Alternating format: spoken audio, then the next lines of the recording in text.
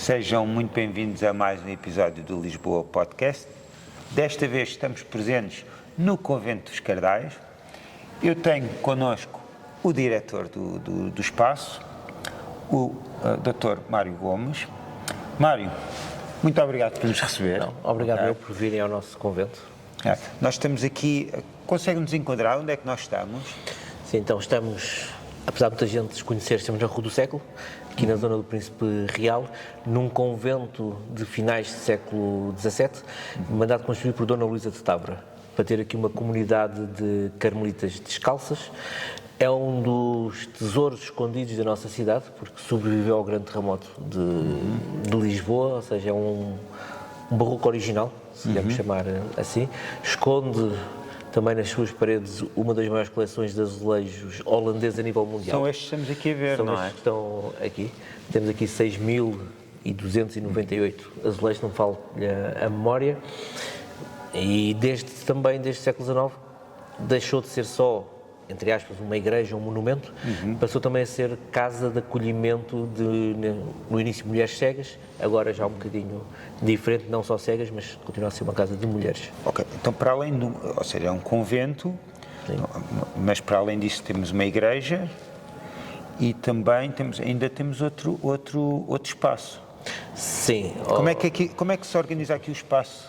Que eu já percebi que isto é enorme, portanto, eu estava a dizer ao Mário que passava aqui para ir para o Liceu Passos Manuel, e via este quarteirão, que é isto é um quarteirão, pode-se dizer que é um quarteirão, assim uma parede branca, e só percebi que havia uma igreja, que é onde nós estamos, não percebi o que é que haveria mais. Então, quais são os passos e quais são as atividades que vocês realizam cá dentro? Então, nós podemos dividir o nosso edifício em diferentes séculos, ok?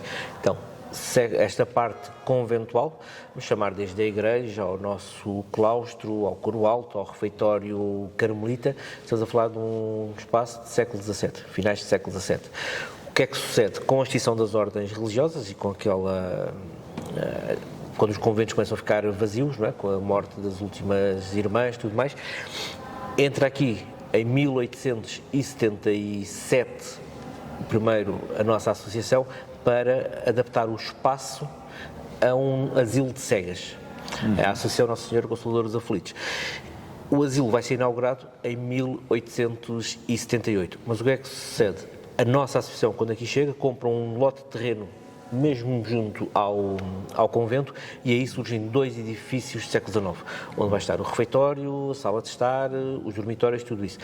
Nos últimos 5, 6 anos, tivemos obras profundas naquele espaço, adaptação se antigamente eram dormitórios, agora cada duas das nossas meninas, como assim chamamos, têm um quarto, temos uma sala de estar nova e construiu-se um outro edifício, ou seja, já estamos a falar do século XXI, que é um edifício de capacitação ocupacional, onde temos as mais diversas variedades, desde artes plásticas, desde aulas de teatro. Pronto, então é um espaço que é dirigida a quem? A quem está cá, ao público em geral? Não, é dirigida a quem está cá, sendo que depois, é claro, temos espaços, vamos dizer, abertos ao público, que é o caso do nosso convento. Ou seja, tudo o que é século XVII, vamos dizer que está aberto ao público, com algumas restrições, não é? As nossas. Tudo o que é exato século XIX, século XXI, é privado e é para as nossas residentes, para as nossas utentes, mas nós vamos tratá-las por meninas, porque fazem parte da nossa família. São estas meninas que nós estamos a ouvir? Sim, são estas meninas. Não sei se percebem como o som de fundo, mas estão a rezar. Sim, porque nós ainda temos também, além destas meninas, temos aqui irmãs dominicanas, que são elas que estão a gerir o convento. E então também temos ainda essa componente religiosa.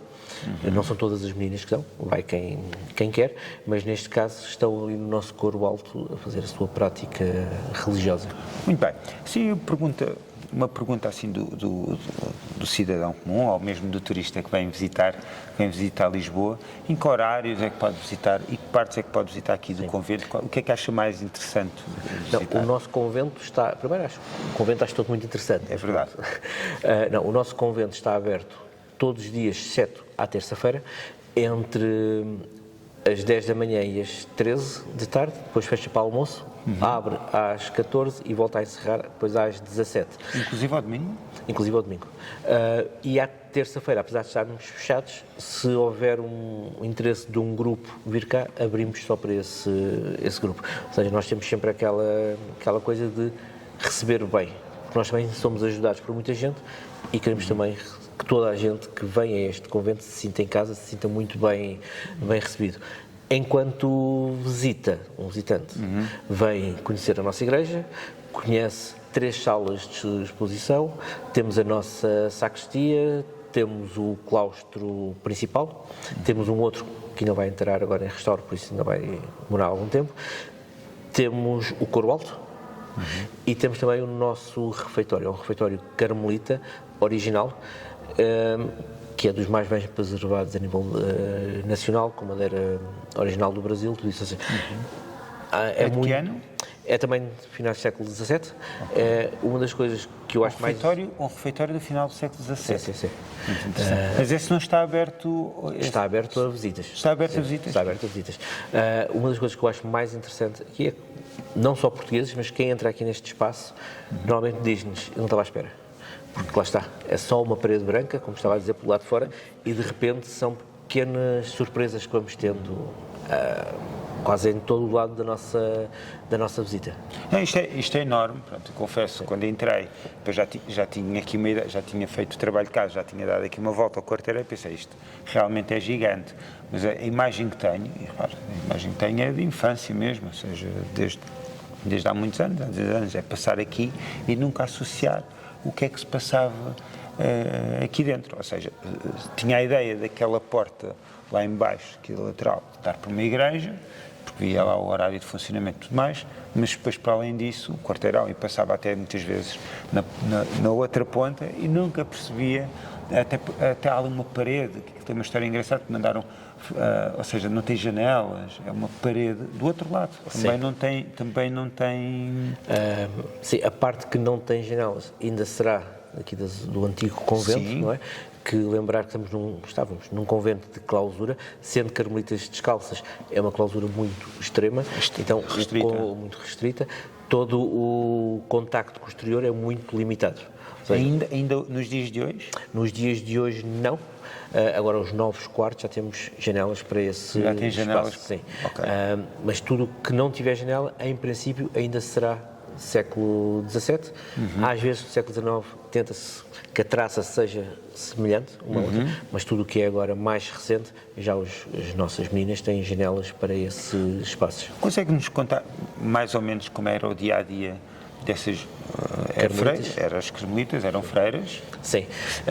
Que viviam, digamos, noutra altura, também era outra organização de sociedade, um pouco mais... um pouco conservadora, no fundo, mas como é que era o dia-a-dia dela? Primeiro, antes de contar essa história, essa parte, só pensar que este convento já se insere numa reforma teresiana. O que é que isto quer dizer? Santa Teresa d'Ávila, uma carmelita primeiro, e só depois, posteriormente, descalça, que vai, em Espanha, iniciar uma reforma das próprias carmelitas, da ordem, porque sente que a ordem não está como deveria estar. Vai tentar fazer até um regresso ao início, à sua fundação. Isto para dizer o quê? Se este convento se o acha grande, os conventos carmelitas anteriores a esta reforma, estamos a falar de conventos com 200 irmãs, sensivelmente. Quando então Santa Teresa vai proceder a esta reforma, vai criar aqui algumas pequenas alterações na arquitetura que vamos conseguir ver. Começa por esta ideia de austeridade e humildade do espaço, exceto a igreja, claro, e por isso essa parede branca.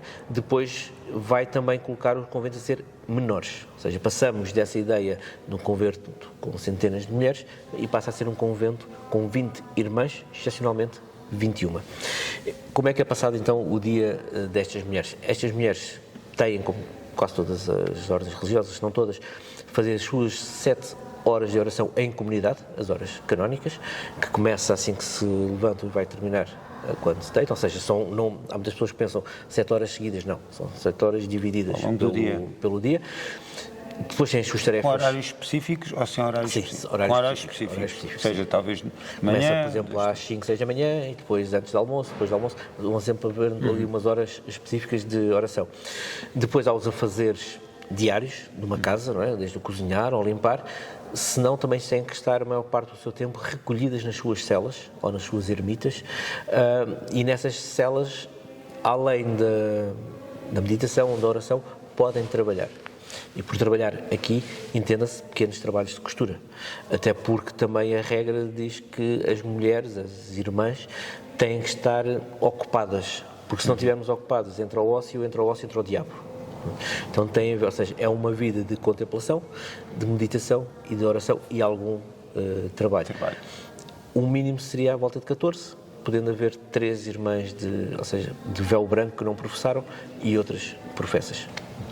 Atualmente, isso ainda é assim? Atualmente? Não. Atualmente, as nossas irmãs continuam a ter o seu horário de oração. Às sim. 7 horas? Quando possível, nós não nos podemos esquecer que quando é um convento de meditação, vamos dizer, de contemplação, não é? De clausura, isso acontece. Agora, numa casa destas, que é viva, é um bocadinho mais difícil, ou seja, tenta-se respeitar ao máximo essas horas de oração, não as 7, mas algumas, mas também estamos a falar de uma casa que está com 30 e poucas mulheres, ou seja, acho que é raro o dia que não aconteça, não é nada especial, ou um aniversário, ou qualquer coisa de comida que chegou. Então, é uma casa grande, então essas horas às vezes são um bocadinho...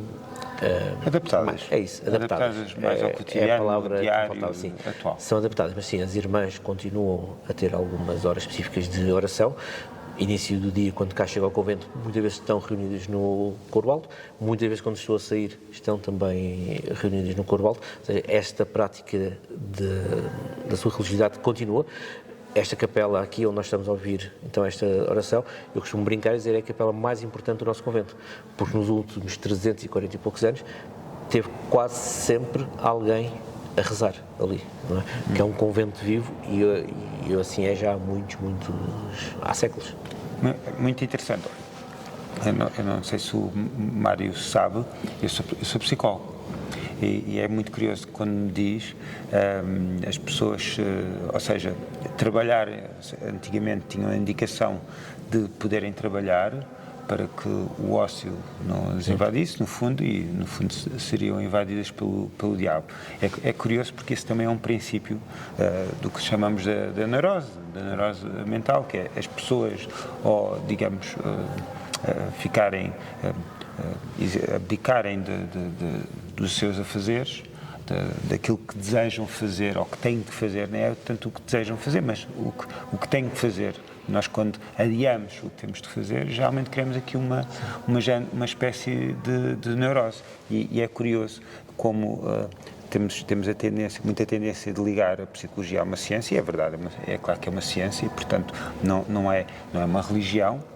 Há aqui umas questões diferentes a nível de estudos, mas depois essas e também não acho que seja acidental ser sempre através da Igreja, onde o conhecimento, digamos, teve a sua maior evolução. Sim. Portanto, antigamente, desde os jesuítas, eram sempre os precursores do grande conhecimento, e é muito curioso que está-me a falar de há 3 séculos, 300, 400 anos, no fundo a indicação é uma prescrição muito atual, que é as pessoas, à partida, se uma pessoa tiver sem propósito algum no seu dia-a-dia durante imenso tempo, realmente é invadida pelo diabo, que no fundo aqui, no nosso conceito é a doença mental. A própria regra diz que não deverão ser admitidas, eu gosto de falar de cor, não deverão ser admitidas mulheres que não sejam capazes de trabalhar, ou seja, que têm que saber prover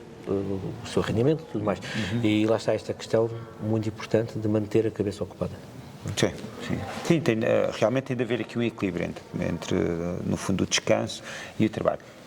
Mário, falar um bocadinho também do seu dia-a-dia enquanto diretor, ou seja, as suas obrigações, as suas responsabilidades, assim, no fundo também como é que como é que veio cá ter? Qual é o seu percurso? Qual é a sua formação? O que é que estudou? O que é que fez o seu dia-a-dia? Como é que veio a diretor de um convento desta dimensão? Eu sou formado em História, com um mestrado em Museologia. Estou agora a pensar se irei tirar ou não o doutoramento, mas quero ver se sinto falta de estudar. Eu desde pequeno, que sempre que ia a um sítio destes, o que eu mais estava a fazer era fechar os olhos e imaginar o que seria a vivência, como é que seriam estes espaços. Então sempre quis trabalhar em algo ligado à história.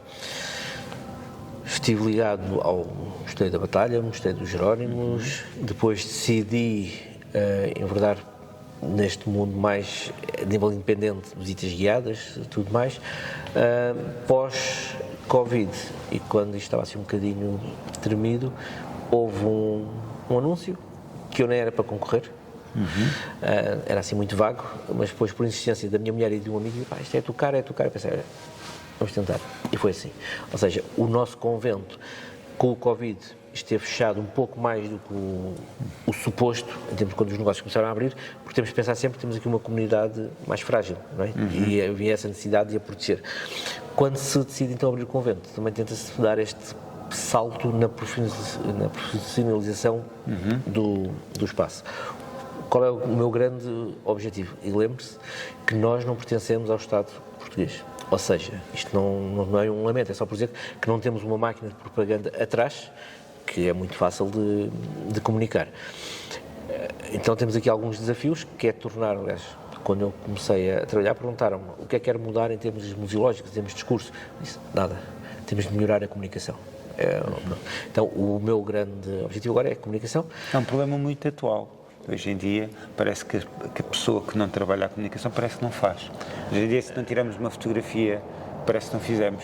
Mas que nós estivemos lá. É verdade, mas ao mesmo tempo, se dedicar, como nós agora dedicamos, eu e uma colega minha, mais tempo às redes sociais, tudo isso, também às vezes parece que não fizemos nada durante o dia, porque estamos a brincar, entre aspas, ao Instagram, ao Facebook, pronto. E depois o que nós estamos a tentar fazer é tornar o convento mais visível, que seja um marco na cidade de Lisboa, da visita obrigatória. O meu objetivo é tornar o museu sustentável, ou seja, não estarmos dependentes ou não irmos retirar receitas aonde não devemos ir retirar, sermos totalmente sustentáveis. Eu quero atingir uma média, é claro, isto para grandes museus até-se vão rir, mas o meu objetivo é termos aqui uma média de 100 visitantes por dia. Mas também não quero mais que isso, porque eu sinto que nós temos uma aura especial, e acho que também se tornarmos o convento muito visitado vai estragar essa particularidade que nós temos aqui. Então, esse é o meu objetivo. Depois o nosso dia-a-dia temos muitos voluntários, lá está, somos uma equipa pequena, então é muito voluntariado, porque nós temos uma particularidade, ninguém entra neste convento sem visita guiada. Ou seja, nós temos voluntários, quando não temos voluntários também temos a nossa equipa, quando faltar a nossa equipa, estou cá eu também a fazer algumas visitas, porque a ideia é lembrar sempre que nós temos uma comunidade que mora aqui, que é frágil, então também não podemos permitir que qualquer pessoa aceda a espaços que não deve. Então há sempre esta visita guiada, o que acaba por tornar também a visita um bocadinho mais rica, especial e rica. Sim. E nós, desde as 10, o caso de ontem, desde das 10 às 17, não paramos. Sempre com visitas. E não é aquele número que eu quero, estamos muito longe disso, mas já estamos nesse caminho de subida. Mas imagino, são grupos que vêm, ou seja, há um pagamento de grupo, há um pagamento individual. Imagino que uma pessoa está aqui a passar na Rua do Século e quer vir visitar o convento. Isso acontece muitas vezes. Ou seja, o que nós tentamos, através do nosso site, quando lá vão, é grupos marquem. De resto, estamos abertos ao visitante ocasional, aquele que simplesmente vai entrar e de repente vai passar, e de repente entra, aqueles que viram, por exemplo, holandeses no seu guia, de repente vê uma pequena chamada de atenção. Aqui em Lisboa está uma coleção de azulejos, então lá vêm eles, ou seja, nós estamos disponíveis a qualquer tipo de visitante, pronto, seja individual ou seja de grupo. Grupo até é mais simples, porque normalmente sou eu que faço as visitas, outra pessoa, ou seja, temos aqui um núcleo mais restrito. De resto, qualquer pessoa que vá passar e queira entrar, nós mostramos a nossa casa, que é o que mais gostamos de fazer. Mostram quase como quase uma visita personalizada, não é? Vocês gostam Sim. muito de receber muito bem, Não. já percebi. Gostamos muito de receber bem e nós temos uma irmã, isto por dizer que nós temos aqui voluntários que estão cá há 15, 20 anos, não é? E o que não é muito normal em Portugal, esta coisa do voluntariado é uma coisa mais ou menos recente, não é? Nós temos essa tradição há muito tempo. Nós temos uma das nossas irmãs, a brincar, diz: este convento é um veneno. Quando nós somos mordidos, acabou. Não saímos daqui, vamos querer dar sempre o nosso melhor pela casa. E porquê é que acha que isso acontece? Será porque eu também, quando cá entrei, a primeira coisa que eu senti foi uma espécie de paz, ou seja, é um espaço que é, não sei se é por causa da luz, também da parte mais ligada à religiosa, mas a verdade é que nós estamos aqui e sentimos dentro da cidade um bocadinho de paz, menos barulho. Porquê é que acha que acontece isso? Ou seja, as pessoas ficarem cá há 15 anos? Eu acho que acontece porque, lá está, é um monumento, mas é um monumento diferente, é um monumento que tem alma, ou seja, não é um monumento que é apenas visitado e vamos embora. Não, aqui temos história, claro, mas temos história de pessoas. E é muito fácil as pessoas identificarem-se ou com as nossas irmãs. Não há assim muitos conventos em Portugal que eu me lembro que tenham o nome na parede de todas as irmãs que aqui habitaram. Nós temos o nome de todas as carmelitas ali presentes, não é? Ou seja, este convento teve pessoas. Também não é muito normal num monumento estarmos a passar e de repente vemos as pessoas que aqui moram, não é? Temos sempre essa ideia. Há sítios onde nós passamos, as pessoas percebem que isto é uma casa. Ou porque do lado de lá estão a ver um refeitório com as nossas meninas, ou porque de repente estão a passar alguém da equipa ou uma das nossas irmãs a preparar coisas, não é? Então, eu acho que aqui se sente não só esta ideia de monumento, mas a ideia de casa.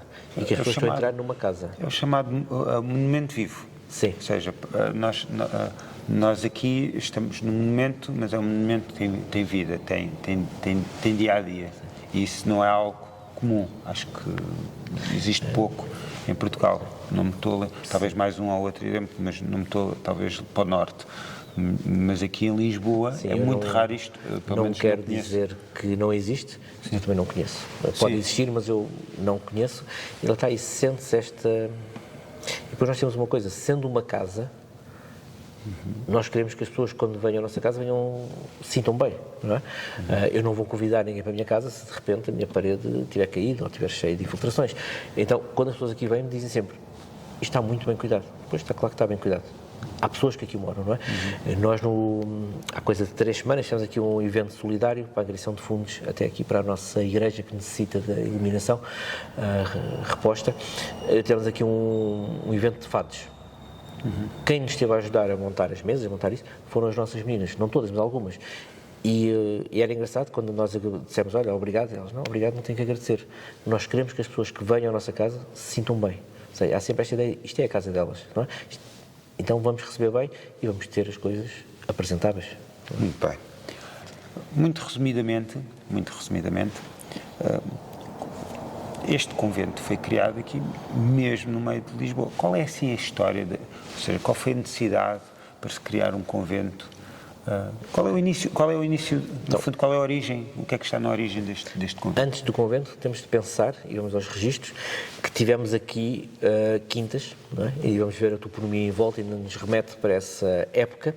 Também sabemos que o antepassado de Dona Luísa Távora, a nossa fundadora, terá tido aqui um recolhimento. Uma coisa que estava muito em voga, as famílias com mais posses teriam recolhimentos normalmente femininos para ajudar as mulheres desamparadas, neste caso desamparadas da cidade de Lisboa. Ora, Dona Luísa também, seguindo uma tradição portuguesa ou europeia, na altura, quando fica viúva, decide ir para um convento. Neste caso, é para o convento de Santos. Não terá gostado daquela vivência, porque ela, assim que entra, passado pouco tempo, está a pedir para sair. Temos pessoas que dizem que ela não terá gostado da espiritualidade, há quem diga que não terá gostado do próprio dia-a-dia e da vivência. Pronto, o que interessa é que pede autorização para sair e para mandar construir este convento.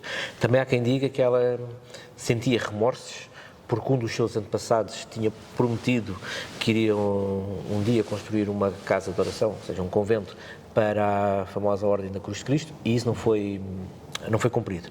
Há quem diga que existem estes vários motivos. O que interessa é que ela decide então sair daquele convento e manda construir este. E entra aqui e fica aqui durante 11 anos, não como professa, que ela nunca vai chegar a ter os seus votos, mas fica aqui em clausura também, e aqui vai viver até aos seus 83 anos de idade, o que para o século XVII é muito. Mas então o convento surge por ideia e obra de Dona Luísa de Távora, que decide que quer construir este convento. Muito bem. Mário, assim, para terminarmos, assim, uma pergunta mais pessoal, de gosto pessoal. Qual é, assim, o seu espaço preferido aqui no convento? O espaço que eu mais gosto no convento, estamos nele, é a igreja. E porquê é que eu gosto muito dele? Eu gosto de, quando chego aqui e o convento ainda está vazio, gosto de vir aqui, a estes bancos onde nós estamos, com as luzes todas desligadas, só com a luz natural a entrar, e centrar-me para o dia-a-dia. Ou seja, pensar no que é que vou fazer, tentar um bocadinho mais concentrar-me, 5, 10 minutos e ir embora. Porque aqui sinto mesmo, nós agora estamos aqui, mas se estiver aqui sozinho, em paz, as suas ideias fluem, vêm. Então gosto muito de estar aqui para me centrar todos os dias. Flui, mais uma vez, isso ia obrigar a entrar noutro conceito que nós em psicologia usamos muito, em psicologia da performance, nos desportistas, que é o estado de flow, que é quando estamos altamente. Os performers, mesmo os programadores, que é quando estão muito focados em algo, mas não é um focado obsessivo, é um focado em que as coisas que estamos a ver com claridade. E o que é isto ver com claridade, não é? Portanto, e mais uma vez, eu gosto de fazer muito estas ligações entre, já deve ter percebido, entre o que é a religião e, no fundo, os princípios, e depois também aqui os princípios da saúde mental. O que é isto da saúde mental? Não é por acaso, antigamente dizíamos que ele está possuído pelos demónios, não é? Não é por acaso. Mas esta igreja tem esta particularidade, nós temos pessoas voluntários que não são nada religiosos, mas gostam muito de sentar aqui, em silêncio, porque... Como agora também nesta época das energias, tem boa energia. Sim. Tem muito boa energia. É o chamado limbo, mas ainda assim é o chamado limbo. Estava a citar tanto, mas ainda assim eu acho que as pessoas não é tanto pelo facto de assumir ou não a sua religião, tem que ver, nós temos uma hierarquia de ações, não é? Portanto, nós sabemos o que é uma ação melhor do que a outra. É isso que, no fundo, nos leva... Sim. A tomar uma ação e não outra. Nós damos uma hierarquia. E essa hierarquia, no final de contas, também acaba por estar, e aqui ligo ao nosso propósito, podemos ver isto na perspectiva do nosso propósito, do nosso desejo inconsciente, podemos ver isto também como um ato de fé, ou seja, há vários nomes Sim. para dar, não é? Mas a verdade é que depois há aqui coisas que se cruzam que eu acho imensa, não é piada no sentido no termo, literal do termo, mas acho extremamente curioso, porque acabamos depois por falar de coisas muito comuns. Como eu estava a dizer, a primeira coisa que eu senti foi exatamente isso quando cheguei aqui, tal como sinto em algumas igrejas, mas acho ainda mais particular porque estamos no centro de Lisboa. Ou seja, moro aqui perto, sou também de Santo António, portanto nós temos aqui o Príncipe Real, que é cheio de movimento, temos aqui o Bairro Alto de um lado, lá para baixo temos o Lar das Flores, São Bento, ou seja, são sítios com muito movimento, estamos a falar de cidade, onde as pessoas andam de um lado para o outro e parece que estão num estado muito autónomo, e depois chegamos aqui e temos uma paz, uma espiritualidade diferente. E isto para dizer que eu convido-os mesmo a visitar aqui o Convento dos Cardais, e é um espaço único, é um espaço para além da beleza arquitetónica, também traz uma espécie de... dá para ter aquele compasso de descanso e de reflexão. Mário, muito obrigado pela recepção mais uma vez. Eu acho que não vamos ficar por aqui. Agora é a altura ainda de conhecermos o claustro. E ele pedir para... Estou aqui cheio de curiosidade para conhecer o claustro. Mário, vamos a isso? Sim, vamos embora conhecer o nosso claustro. Vamos a isso. Mário, estamos agora aqui a chegar ao claustro. O claustro já é outra parte do convento que é gerida pela associação. Sim. Queres-me falar um bocadinho das atividades dessa associação? Sim, primeiro vou falar um bocadinho da fundação da associação, porque eu acho que é muito interessante. Estamos a falar de uma associação do século XIX, pensar sempre o mundo é dos homens, não é? Somente do século XIX. É uma associação fundada por mulheres e estamos a falar de uma associação que os homens não podiam pertencer. Podiam pertencer como voluntários, não como sócios não como membros da sua direção. Então, esta associação que começa por ser...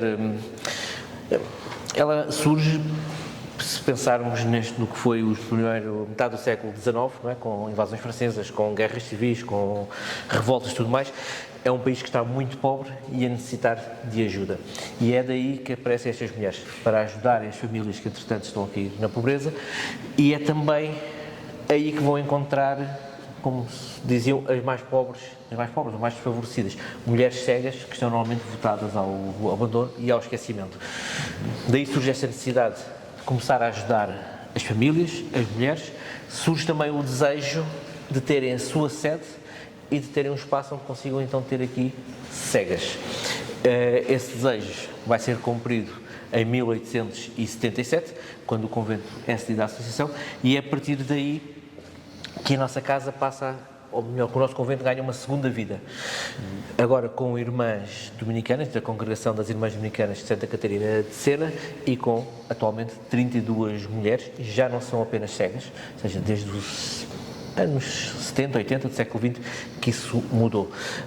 Continuam a ser só mulheres, mas estamos a falar de mulheres que continuam a ser cegas, têm síndrome de Down, autismo, ou seja, várias diferenças, vamos chamar assim.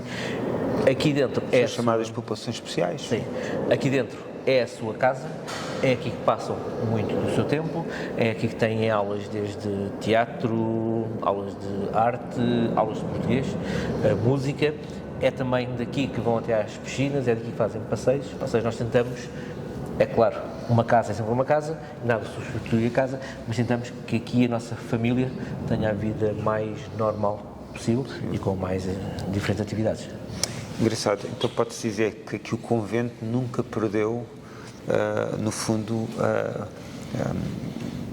os seus princípios basilares que estiveram na sua gênese, na sua origem, que foi ajudar as pessoas mais necessitadas, ajudar as pessoas mais frágeis. Sim, nós vamos dizer que o nosso convento, com sorte, mas também com muita resiliência, das próprias pedras, das pessoas que aqui habitaram, foram ultrapassando todos os desafios que lhe foram aparecendo.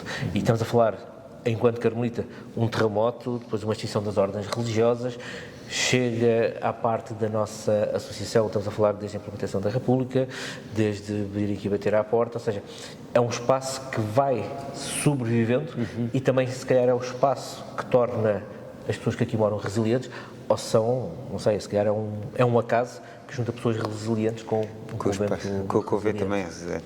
Parece-me uma boa mensagem de despedida. Agradeço mais uma vez a vossa atenção. Não deixem de visitar o convento e aqui o claustro e também, no fundo, também conhecer mais aqui o trabalho da associação, que é um trabalho meritoso e, portanto, é um trabalho de salutar. Muito obrigado pela vossa atenção. Mário, muito obrigado pela recepção. Obrigado. Sejam sempre bem-vindos. Muito obrigado.